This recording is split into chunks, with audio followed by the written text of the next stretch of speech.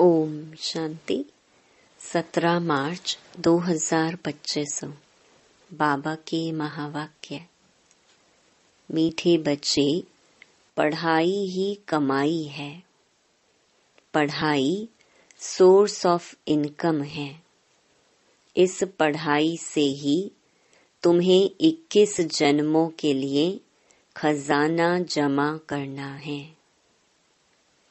प्रश्न: जिन बच्चों पर बृहस्पति की दशा होगी, उनकी निशानी क्या दिखाई देगी? उत्तर: उनका पूरा पूरा ध्यान श्रीमत पर होगा। पढ़ाई अच्छी तरह पढ़ेंगे, कभी भी फेल नहीं होंगे। श्रीमत का उल्लंघन करने वाले ही पढ़ाई में फेल होते हैं। उन पर फिर राहु की दशा बैठ जाती है। अभी तुम बच्चों पर वृक्षपति बाप द्वारा बृहस्पति की दशा बैठी है। गीत: इस पाप की दुनिया से। ओम शांति। यह है पाप आत्माओं की पुकार। तुमको तो पुकारना नहीं है, क्योंकि तुम पावन बन रहे हो। यह धारण करने की बात है। बड़ा भारी यह खजाना है। जैसे स्कूल की पढ़ाई भी खजाना है ना। पढ़ाई से शरीर निर्वाह चलता है। बच्चे जानते हैं भगवान पढ़ाते हैं। यह बड़ी ऊंच कमाई है, क्योंकि एम ऑब्जेक्ट सामने खड़ी है। सच्चा सच्चा यह सत्संग सारे कल्प में एक ही बार होता है। जबकि पुकारते हैं पतित पावन आओ। अब वह पुकारते रहते हैं। यहाँ तुम्हारे सामने बैठे हैं। तुम बच्चे जानते हो हम पुरुषार्थ कर रहे हैं नई दुनिया के लिए, जहाँ दुख का नाम निशान नहीं होगा। तुमको चैन मिलता है स्वर्ग में। नरक में थोड़े ही चैन है। यह तो विषय सागर है, कलयुग है ना। सब दुखी ही दुखी हैं। भ्रष्टाचार से पैदा होने वाले हैं। इसलिए आत्मा पुकारती है, बाबा हम पतित बन गए हैं। पावन होने के लिए गंगा में स्नान करने जाते हैं। अच्छा, स्नान किया तो पावन हो जाना चाहिए ना। फिर घड़ी घड़ी धक्के क्यों खाते हैं? धक्के खाते सीढ़ी नीचे उतरते उतरते पाप आत्मा बन जाते हैं।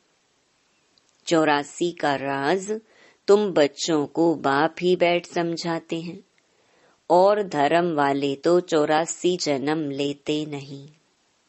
तुम्हारे पास यह 84 जन्मों का चित्र सीढ़ी बड़ा अच्छा बना हुआ है।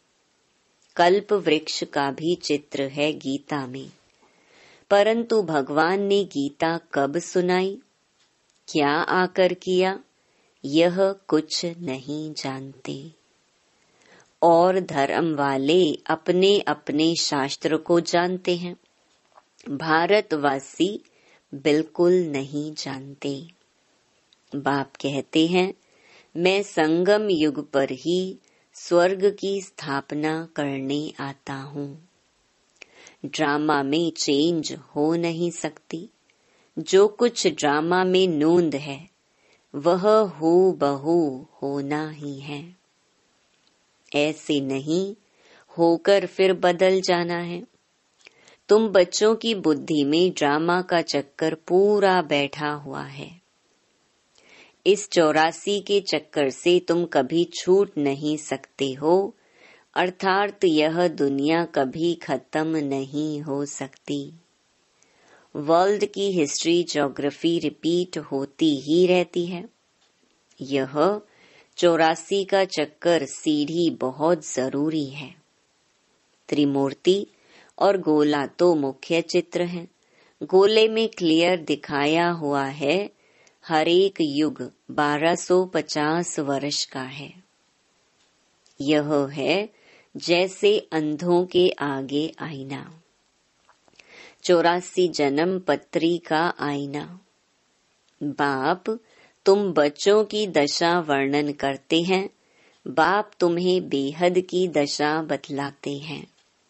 अभी तुम बच्चों पर बृहस्पति की अविनाशी दशा बैठी है। फिर है पढ़ाई पर मदार, कोई पर बृहस्पति की, कोई पर शुक्र की, कोई पर राहु की दशा बैठी है। नापास हुआ तो राहु की दशा कहेंगे। यहाँ भी ऐसे हैं। श्रीमत पर नहीं चलते हैं तो राहु की अविनाशी दशा बैठ जाती है। वह बृहस्पति की अविनाशी दशा, यह फिर राहु की दशा हो जाती।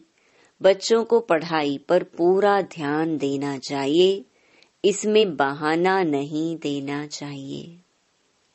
सेंटर दूर है, यह है पैदल करने में 6 घंटा भी लगे तो भी पहुंचना चाहिए।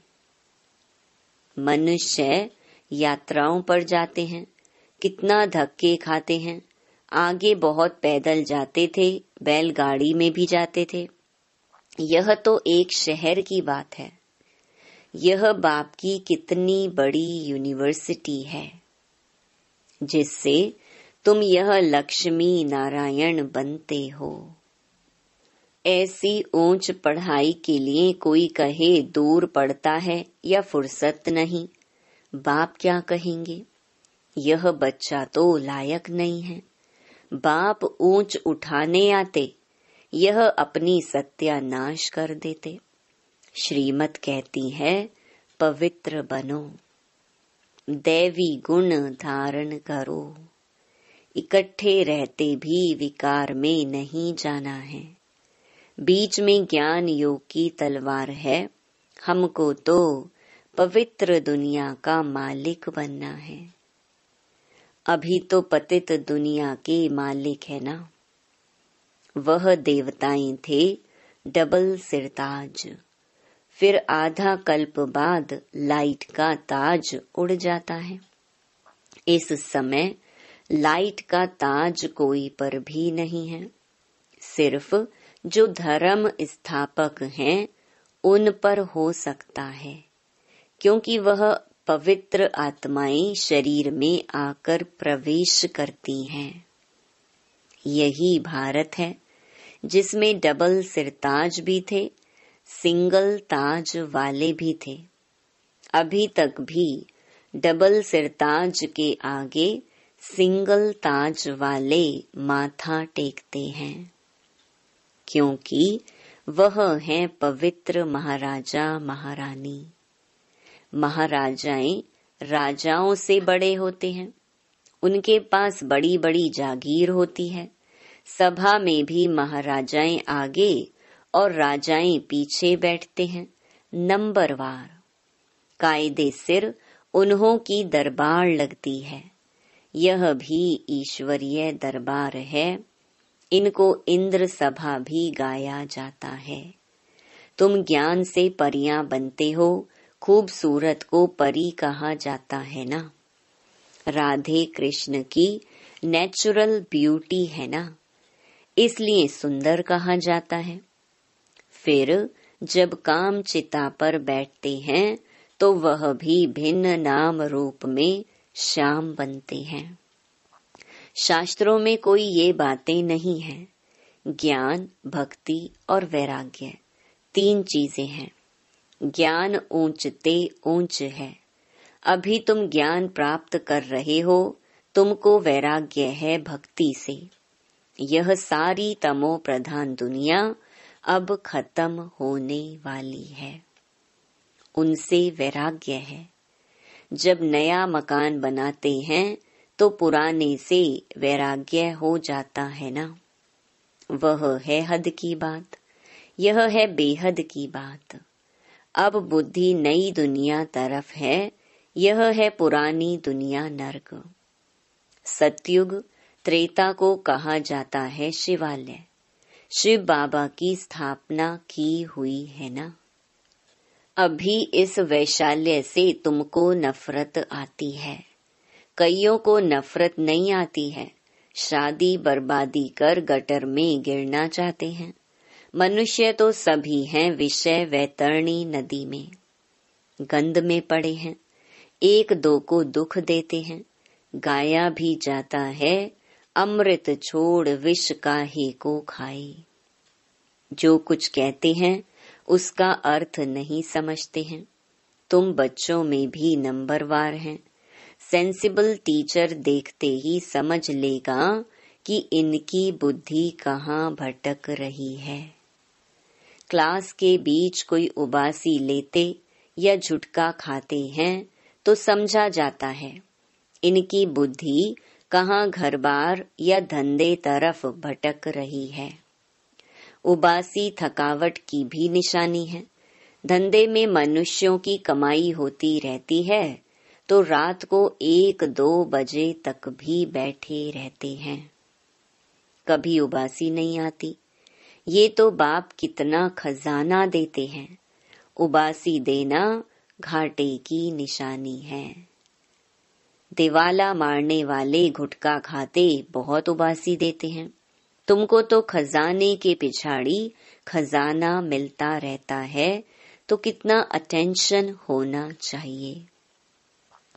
पढ़ाई समय कोई उबासी दे तो सेंसिबल टीचर समझ जाएगा कि इनका बुद्धि योग और तरफ भटकता रहता है।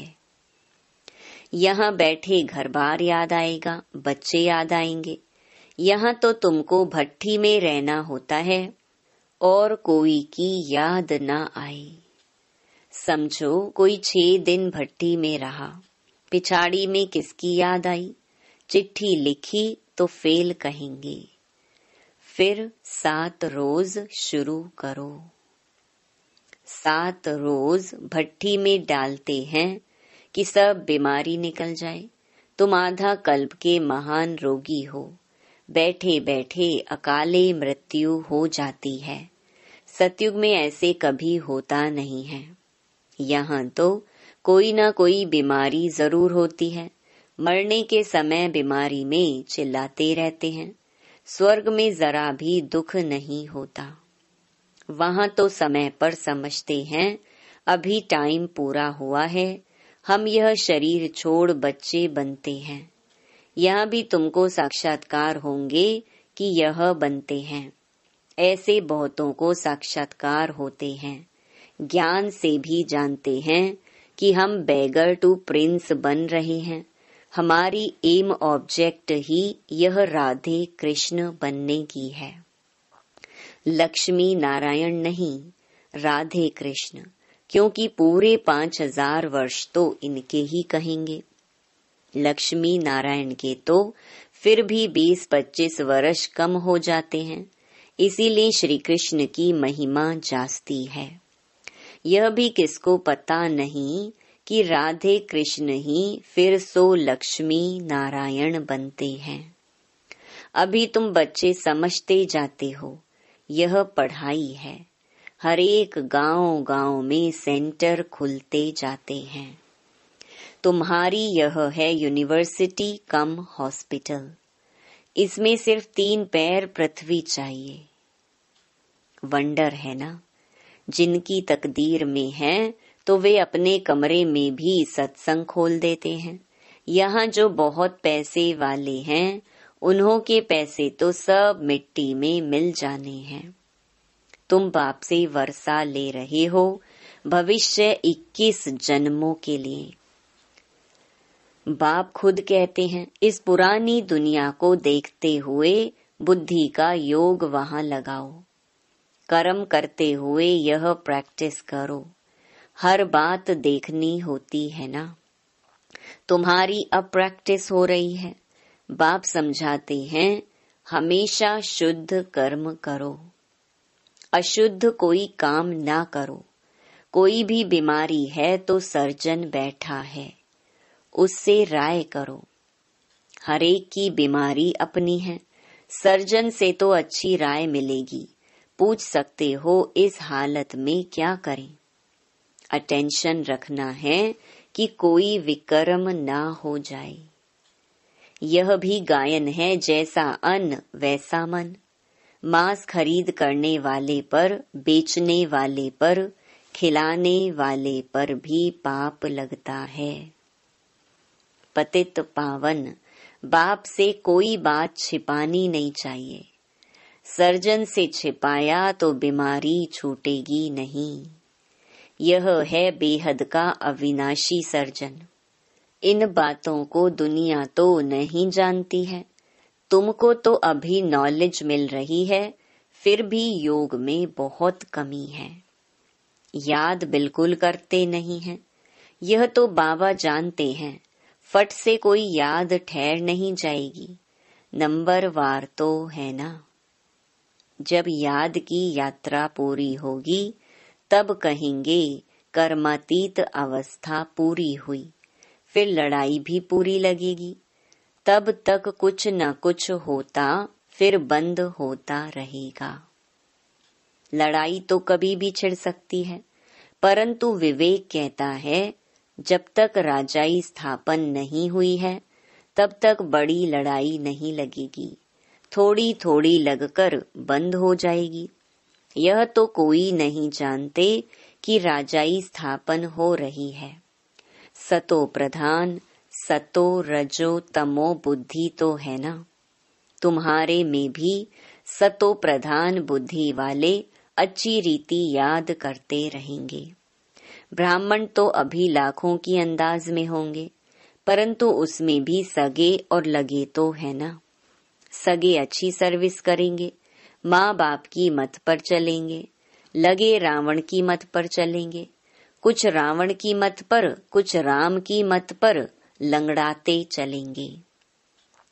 बच्चों ने गीत सुना, कहते हैं बाबा ऐसी जगह ले चलो जहाँ चैन हो। स्वर्ग में चैन ही चैन है, दुख का नाम नहीं। स्वर्ग कहा ही जाता है सतयुग को, अभी तो है कलयुग। यहाँ फिर स्वर्ग कहाँ से आया। तुम्हारी बुद्धि अब स्वच्छ बनती जाती है।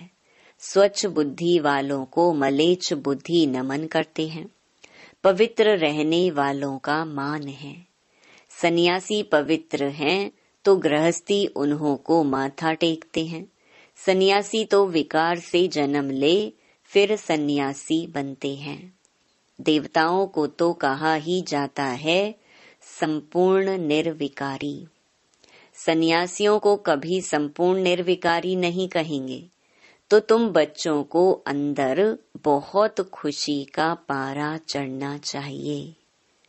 इसलिए कहा जाता है अतीन्द्रिय सुख पूछना हो तो गोप गोपियों से पूछो। जो बाप से वर्षा ले रहे हैं, पढ़ रहे हैं। यहाँ सम्मुख सुनने से नशा चढ़ता है, फिर कोई का कायम रहता है, कोई का तो झट उड़ जाता है।